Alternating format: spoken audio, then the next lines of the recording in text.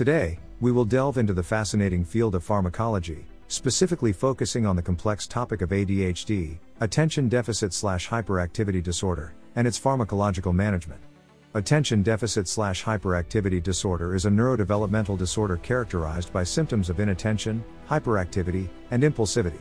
It affects both children and adults, and its pathophysiology involves neurotransmitter imbalances within the brain.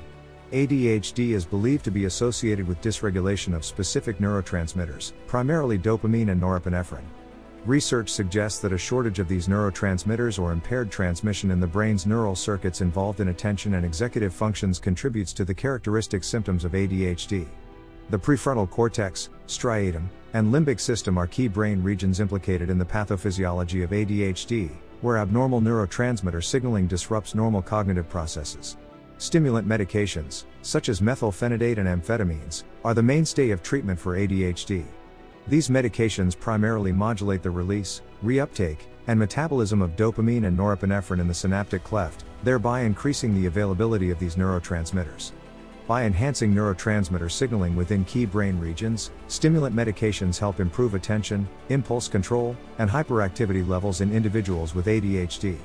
Methylphenidate is a widely prescribed stimulant medication for ADHD treatment.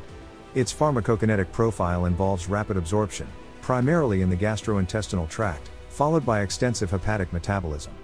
Multiple formulations of methylphenidate exist, including immediate release, IR, extended release, ER, and transdermal patches, each with distinct pharmacokinetic properties. The different formulations impart varying durations of action and allow for individualization of treatment based on the patient's needs. Long-acting stimulant formulations have gained popularity in ADHD treatment due to their convenience and sustained therapeutic effects. These formulations, such as extended-release methylphenidate and amphetamine-based products, provide gradual and prolonged release of the active drug, allowing for once-daily dosing. In contrast, short-acting stimulant formulations require multiple daily doses to maintain symptom control. Choosing the appropriate formulation depends on factors such as patient preference, lifestyle, and desired duration of action. While stimulant medications are effective for most individuals with ADHD, non-stimulant alternatives exist for those who do not tolerate or respond adequately to stimulants. Non-stimulant medications, such as atomoxetine, guanfacine, and clonidine, target different neurotransmitter systems to alleviate ADHD symptoms. Atomoxetine, for instance, inhibits the reuptake of norepinephrine, while guanfacine and clonidine act as alpha-2A adrenergic receptor agonists. These medications offer viable alternatives in cases where stimulant therapy is contraindicated or ineffective. Like any medication, ADHD medications can cause side effects and adverse events. Common side effects include decreased appetite, insomnia, irritability, and gastrointestinal disturbances. Stimulant medications, in particular, may lead to increased heart rate and blood pressure. Long-term use of stimulant medications requires careful monitoring for potential growth suppression and psychiatric adverse effects. Non-stimulant medications also have their own set of side effects, such as sedation and hypotension. Close monitoring and appropriate management of these side effects are crucial to ensure optimal treatment outcomes. ADHD is a heterogeneous disorder, and treatment selection should be individualized based on patient characteristics, including age, comorbidities, medication tolerability, and treatment goals. Young children often begin with non-stimulant alternatives, whereas older individuals may benefit from stimulant medications. Comorbid conditions, such as anxiety or sleep disorders, may influence medication choice. Regular assessments and open communication between healthcare providers, patients, and their families are essential to tailor treatment strategies accordingly. ADHD patients may require concurrent treatment for comorbid conditions, such as depression, anxiety, or tic disorders. It is crucial to consider potential drug-drug interactions between ADHD medications and other psychotropic drugs.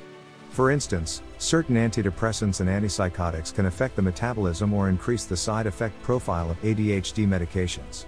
Healthcare providers must carefully evaluate medication regimens, adjust doses, and monitor for adverse effects when combining different pharmacological agents. In some cases, ADHD symptoms may persist despite adequate trials of various medications.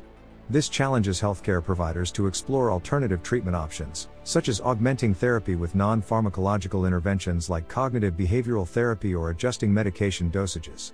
Identifying the factors contributing to treatment resistance is crucial for providing appropriate and effective care to individuals with ADHD who do not respond favorably to standard treatment approaches.